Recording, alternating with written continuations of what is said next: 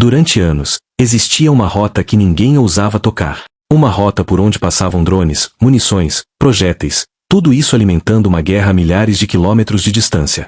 Uma artéria invisível que sustentava a máquina de guerra russa na Ucrânia. E em uma única noite, ela foi destruída. O porto de Bandar Anzali, no Mar Cáspio, uma das maiores bases navais do Irã, virou cinzas. Corvetas despedaçadas. Lanchas mísseis afundadas. Navios carregados de munição explodiram em cadeia, iluminando o céu como se fosse dia. E o mais perturbador de tudo, ninguém viu os aviões chegarem. Pense no que isso significa tecnicamente. Para chegar ao Mar Cáspio saindo de bases israelenses, qualquer aeronave precisaria cruzar mais de 1.600 quilômetros de espaço aéreo inimigo. Uma região coberta por radares de alerta precoce, sistemas de defesa antiaérea em múltiplas camadas, e o olho permanente de uma das defesas mais paranoicas do mundo. Em teoria, isso é impossível. Mas as imagens do porto destruído não deixam espaço para teoria. Então como foi feito? Os analistas militares trabalham com 3 cenários.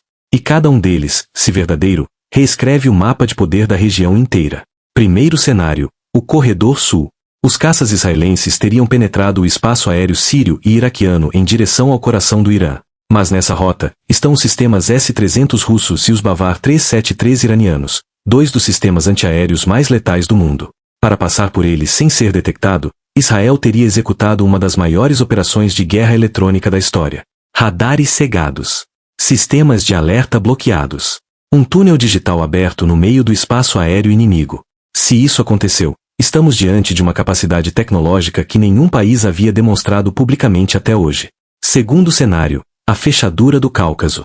Nos bastidores da inteligência ocidental, esse é o cenário que mais gera tensão. Israel pode ter utilizado o espaço aéreo do Azerbaijão, seu aliado estratégico, para entrar na região do Cáspio por cima, pela porta dos fundos. Em vez de enfrentar o complexo sistema de defesas do Oriente Médio, os caças teriam chegado ao alvo por um corredor que o Irã simplesmente não estava vigiando. Se isso for verdade, não estamos apenas falando de um ataque militar. Estamos falando de um movimento geopolítico que expõe uma falha catastrófica no escudo defensivo iraniano, e coloca o Azerbaijão no centro de uma equação explosiva entre Moscou e Teherã. Terceiro cenário, a inteligência por dentro. Mesmo com o melhor míssil do mundo, você precisa saber exatamente o que atacar. Em meio ao caos de um porto movimentado, com centenas de navios e contêineres, identificar com precisão quais embarcações carregavam projéteis de artilharia de 152 mm, quais continham peças de drone Shahed, e quais eram alvos prioritários, isso não se faz com imagem de satélite. Analistas ocidentais apontam para algo mais profundo, a presença de inteligência humana no terreno. E o nome que aparece nas análises mais fechadas é o da inteligência militar ucraniana. Porque o alvo final dessa rota de suprimentos era o fronte ucraniano. E ninguém tem mais interesse em destruí-la do que Kiev. Uma coordenação silenciosa. Dados compartilhados. E um ataque cirúrgico com o endereço certo.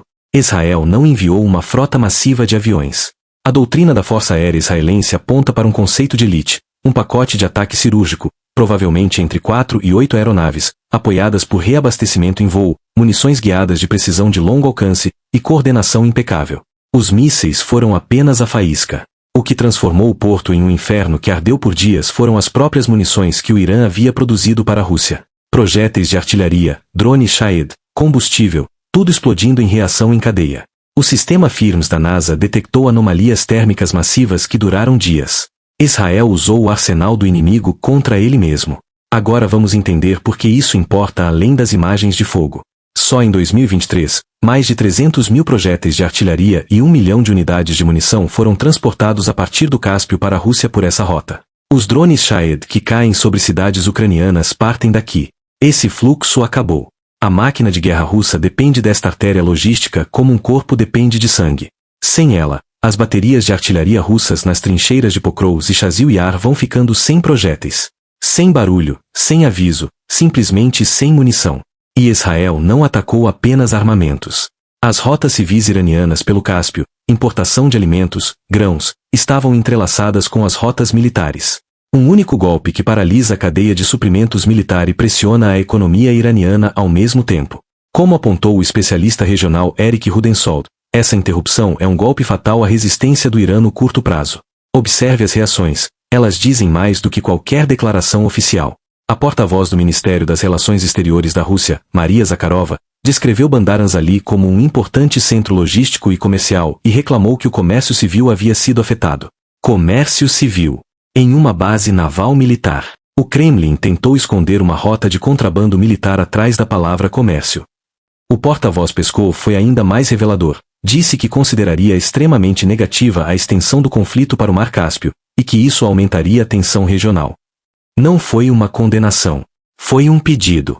Um sinal de desconforto de quem sabe que não pode responder. Porque enquanto a Rússia está atolada na Ucrânia, ela não pode abrir uma nova frente de conflito com Israel. A presença militar russa na Síria, a pressão das sanções ocidentais, o desgaste do fronte, tudo isso torna impossível uma retaliação direta. Moscou recebeu o recado.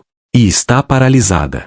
O ex-comandante da Marinha de Israel foi direto. O objetivo não era só destruir armas. Era demonstrar que o Irã não tem defesa naval no Mar Cáspio. Isso é guerra psicológica no nível mais alto. A mensagem que Israel enviou a Teherã foi simples e brutal. Você não tem quintal seguro. A Rússia não pode te proteger.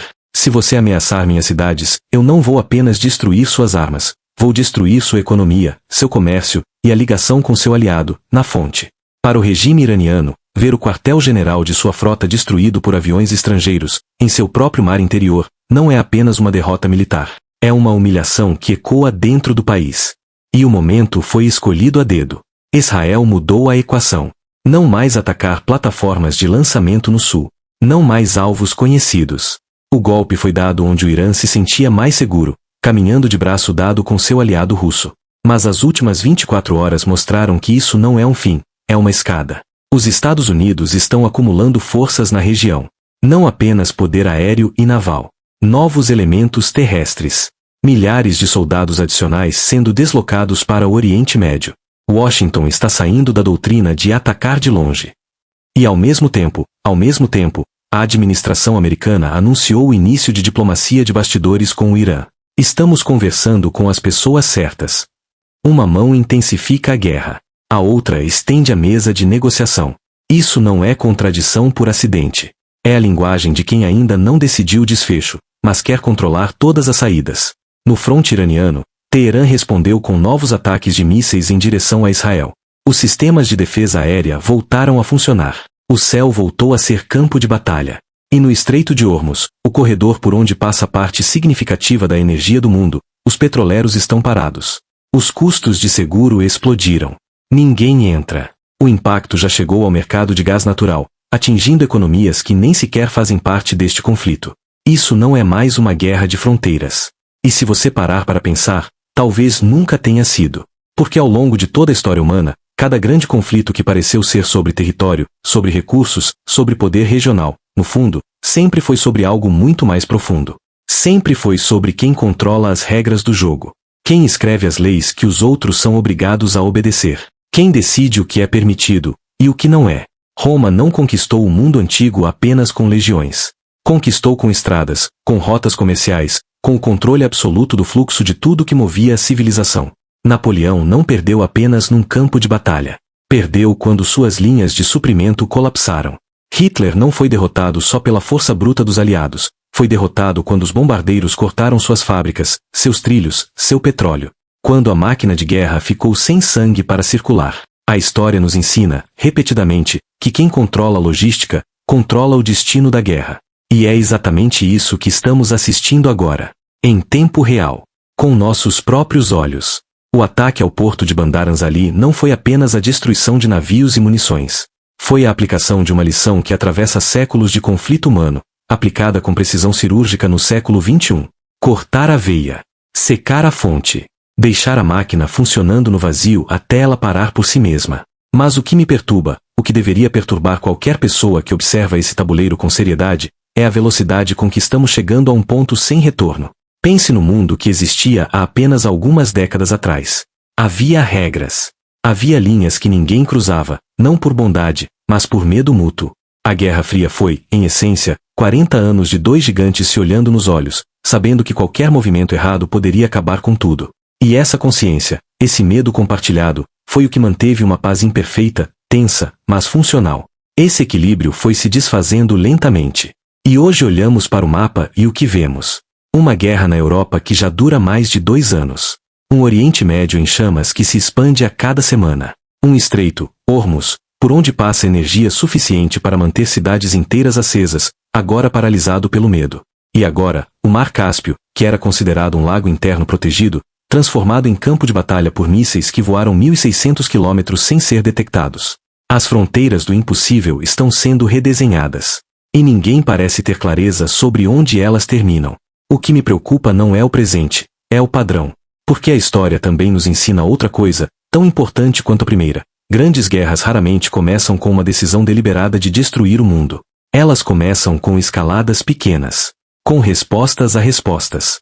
Com linhas vermelhas que são cruzadas e não têm consequências, até que têm. Com líderes convencidos de que controlam o jogo, até o momento em que percebem que o jogo os controla. Em 1914, ninguém acordou numa manhã de junho planejando uma guerra mundial. Acordaram com uma notícia de um assassinato numa cidade que muitos mal conseguiam localizar no mapa. E 4 anos depois, 10 milhões de pessoas haviam morrido. Não estou dizendo que estamos caminhando para isso. Estou dizendo que a arrogância de achar que não podemos chegar lá, essa arrogância já nos custou caro antes. O Mar Cáspio deixou de ser um refúgio seguro. A logística russa está sangrando. O Irã perdeu a ilusão de ter um escudo protetor. Os Estados Unidos acumulam forças enquanto abrem mesas de negociação. E o mundo inteiro observa, com o dedo suspenso, a 1 centímetro do botão. As conversas podem começar. Os planos podem ser colocados sobre a mesa. Acordos podem ser esboçados em papel. Mas enquanto a realidade no terreno não mudar, enquanto houver sangue, fogo e ambição alimentando essa máquina, nenhum papel vai segurar o que está vindo. A única pergunta que realmente importa agora não é quem vai vencer essa batalha. É se ainda vamos ter a sabedoria, como civilização, de lembrar o que perdemos toda vez que deixamos chegar longe demais. O que vimos até aqui não é o fim de nada. É o começo de algo que ainda não tem nome.